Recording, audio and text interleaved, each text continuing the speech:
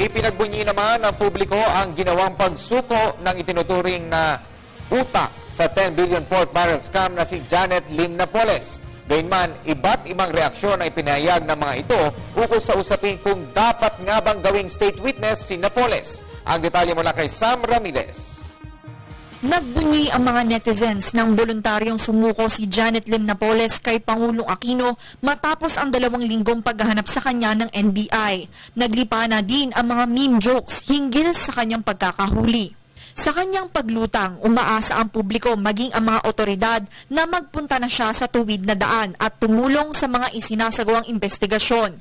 Naging maugong ang usap-usapan na gawin siyang state witness o isang taong may kinalaman sa paggawa ng krimen na ngayon ay tetestigo para sa Estado. Base sa Republic Act 6981 o ang Witness Protection, Security and Benefit Act, ilan lamang sa mga benepisyong maaaring matanggap ni Napoles kung siya ay magiging witness sa ilalim program ay isang ligtas na tirahan, traveling expenses at subsistence allowance pati ang libreng pagpapagamot. Ito ang kasalukuyang natatanggap ng pork barrel scam whistleblower na si Ben Hurluy, pinsan at dating empleyado din ni Napoles.